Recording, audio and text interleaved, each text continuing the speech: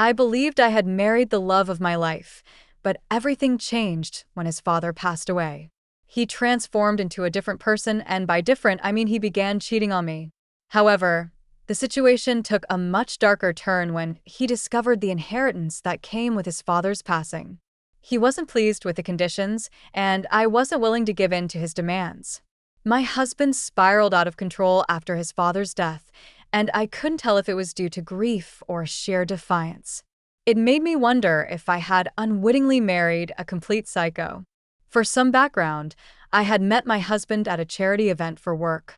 We struck up a conversation and exchanged numbers, though we didn't start talking seriously until a few months later. He appeared charming and sincere, showing particular interest in my worldview, especially since he had grown up in a staunchly religious household. While I held no religious beliefs, I was concerned that this might pose a problem. But he always reassured me that it wouldn't. He even joked about his family's disapproval of him dating someone non-religious. Looking back, I wonder if this was his sole reason for dating me, given what I know now. After a year of seeing each other, he decided it was time for me to meet his family. I remember feeling incredibly nervous about how they would receive me, given my non-religious beliefs, especially his father. Idon had described his dad as tyrannical, ruling their lives with an iron fist. He claimed that he missed out on many experiences due to his father's strictness during his upbringing. Needless to say, I was already terrified of his father before I even met him. We were headed to a small family dinner at their place, with only his immediate family present: his parents, his brother, his sister-in-law, and their child. When we arrived, his brother was outside on the phone, so I was introduced to him first. He seemed friendly enough. The next person I met was Idon's sister-in-law and her 3-year-old niece. They were both lovely, and we had a lot to talk about, especially since she also worked in event planning coordination. While we chatted, Idon's parents entered the room, and he introduced me to them. I was taken aback when I realized who his father was. I won't reveal his identity, but his father was a prominent figure responsible for a major charitable organization, both locally and internationally. I had seen Idon's parents at an event I attended, but he had never mentioned their connection to him. His mother appeared somewhat distant, but not unkind.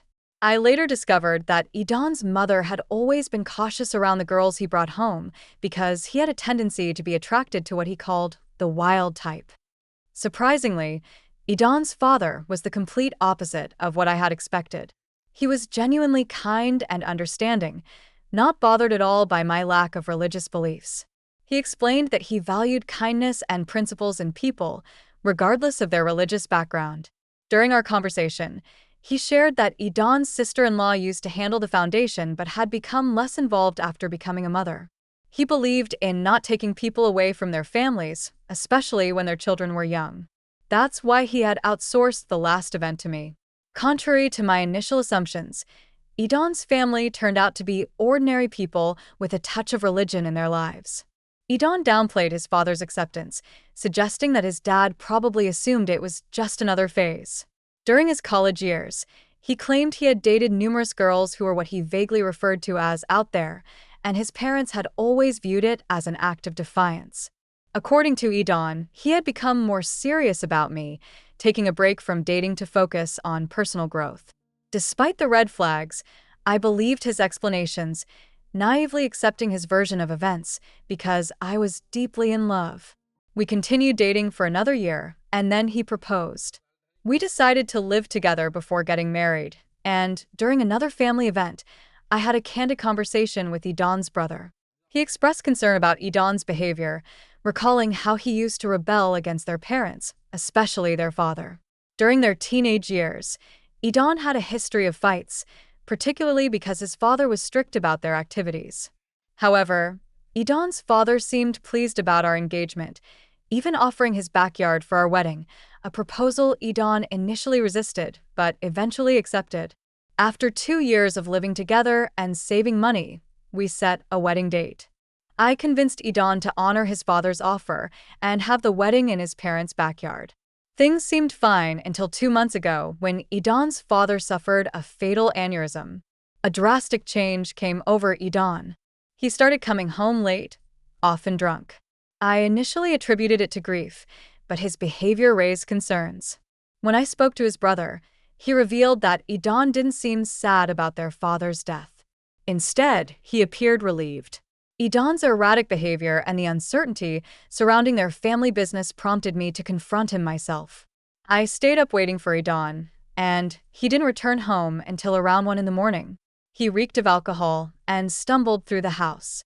Despite knowing it was futile to reason with him in his intoxicated state, I insisted we needed to talk. I emphasized that he shouldn't be driving while drunk, as it could lead to harming himself or someone else. He dismissed my concern, telling me to mind my own business, ending the conversation abruptly. There was no point in discussing anything with him while he was drunk, so I decided to go to bed. The following morning, I woke up to find him vomiting in the bathroom. Seeing that he had sobered up slightly, I gave him aspirin and some dry crackers. I questioned his irresponsible behavior. He replied that now that his father was no longer controlling him, he felt free to do as he pleased. I pointed out the dangers of drunk driving and his late-night antics, mentioning his brother's worries about him. Idan grew angry, criticizing his brother and father. He claimed they were obsessed with appearances and cared little about his happiness. He felt they were constantly trying to involve him in a lifestyle he had no interest in and judged him whenever he deviated from their expectations. It was in this moment that I realized Idan's perceptions of his family might be distorted. While I understood he might carry some residual trauma from his sheltered childhood, it seemed as though he sought to provoke his father and make his family miserable as a form of retaliation. However, his attempts only resulted in his own misery, as they didn't take the bait. Despite my non-religious beliefs, Idan's family had always been warm and accepting, never imposing their faith or lifestyle on me. His father had even invited me to church once, emphasizing that there was no pressure for me to attend.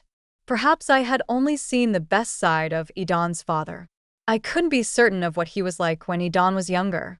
Regardless, it was evident that Idan needed to mature and move past his grievances to find his own path in life.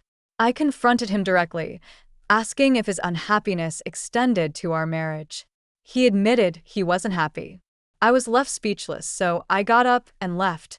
Currently, I am writing this from my mother's place, where I've been staying for the past week.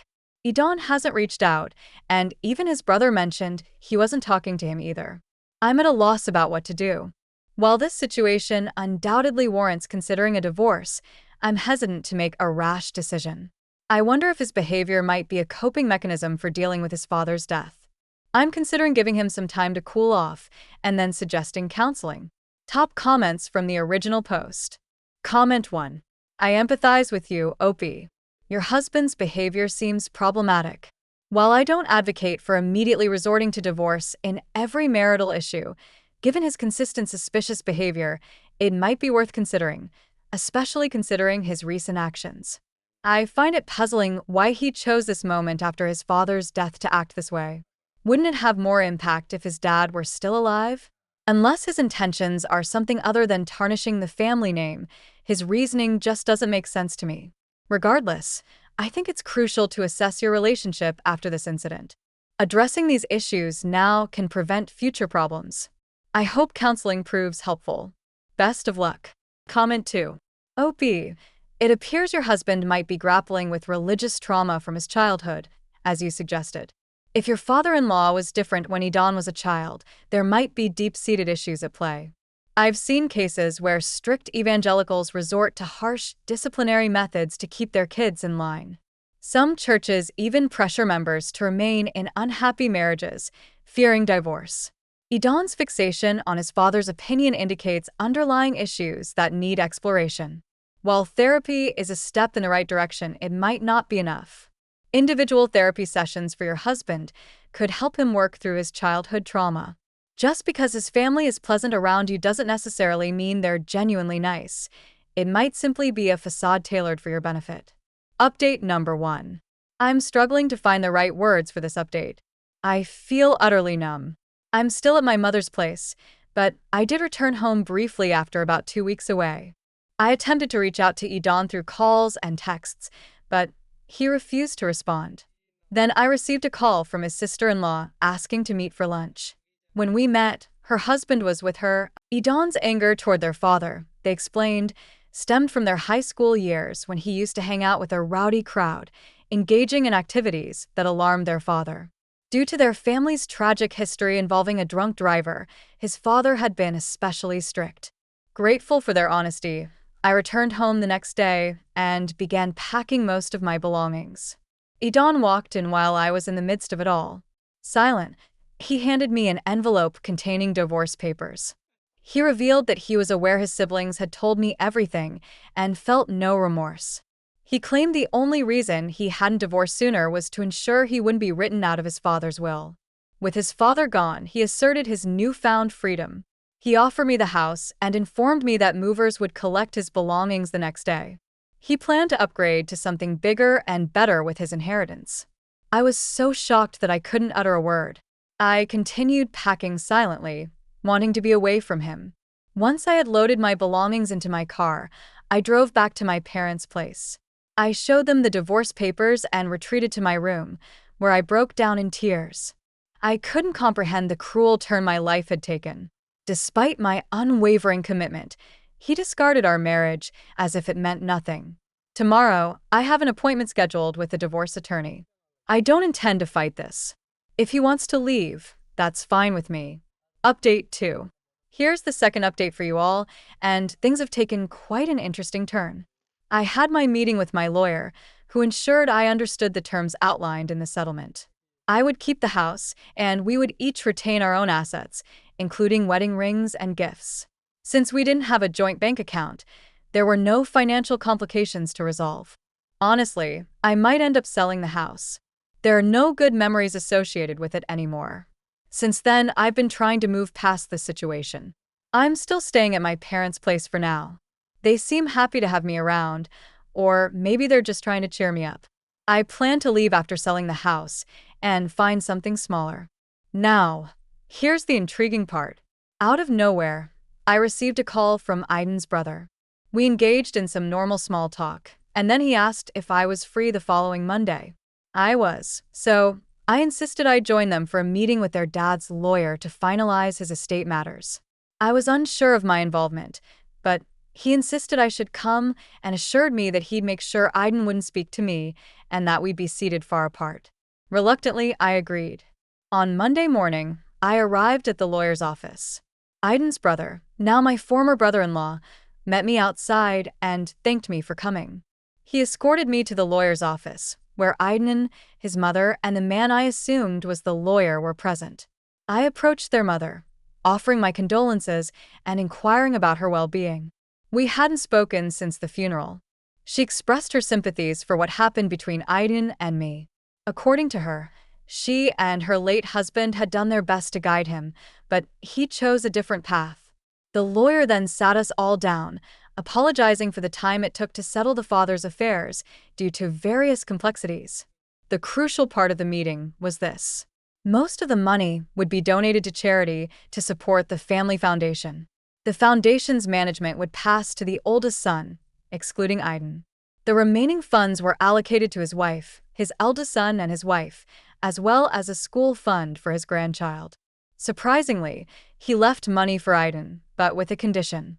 Our marriage had to last at least 5 years. Additionally, if we had a child, a school fund would be established for them.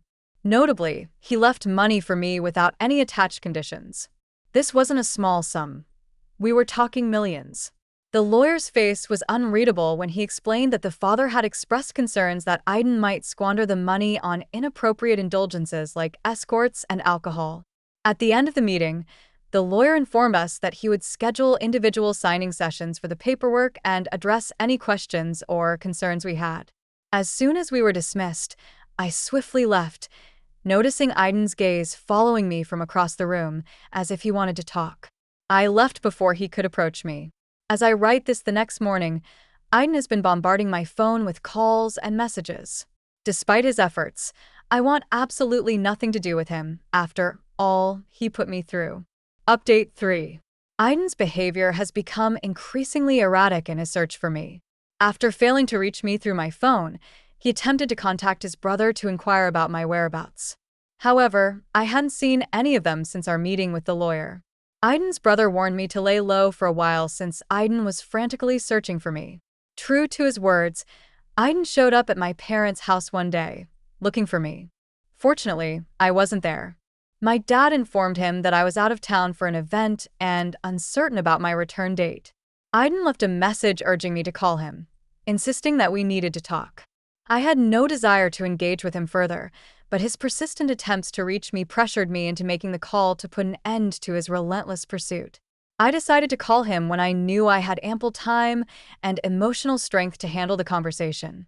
I didn't want him to believe he still held any power over me. I called around 6 o'clock in the evening, assuming he would be at home. He answered eagerly, expressing happiness at hearing from me and inquiring about my well-being. He spoke as if he hadn't cast aside our marriage without a second thought. He started by apologizing for his selfishness during the divorce and acknowledged the pain he had caused me. He admitted he should have respected the commitment we made, even if he wasn't as content as he had hoped to be. I let him speak, then sighed and calmly stated that I had moved on from our marriage, focusing on other aspects of my life. I then confronted him, asking for the real reason he was checking up on me. He swore it was merely to reconnect, to see how I was doing, and to ask if we could have more conversations in the future. I responded with a straightforward no, and made it clear that if he only called to check on my well-being, there was nothing else to discuss. He urged me to wait, and then finally, the truth emerged. Aiden admitted that filing for divorce had been a mistake. He confessed that he had been naive and driven by his resentment toward his father, and that he didn't mean the hurtful things he had said to me. He expressed a desire to work things out and suggested going to counseling, but I reminded him that my attorney had already filed the paperwork. The divorce was finalized and our marriage was over, just as he had wanted. I pointed out that he was the one who initiated the process and followed through with it, and I had given him the freedom he sought. I ended the call and haven't spoken to him since, nor do I wish to engage with him further. I hope he learns a lesson from this, but I won't be used to help him gain financial advantages. Update number 4. It's been a while since my last update, as I've been busy with various life events. Business has been thriving, and I'm currently writing this in between engagements. First, I had a meeting with my lawyer to sign the divorce paperwork. I had the option to choose between receiving a lump sum of money or monthly payments, and I opted for the monthly payments. I also found a home that I like and am awaiting the bank's decision.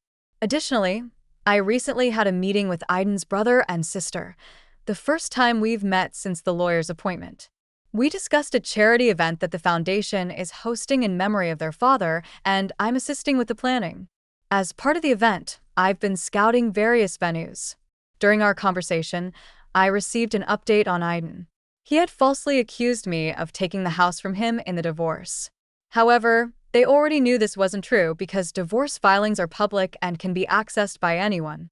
When they asked him why he was lying, he expressed frustration and stated that I should have given him the house back, given that I had received a substantial sum of money from his father.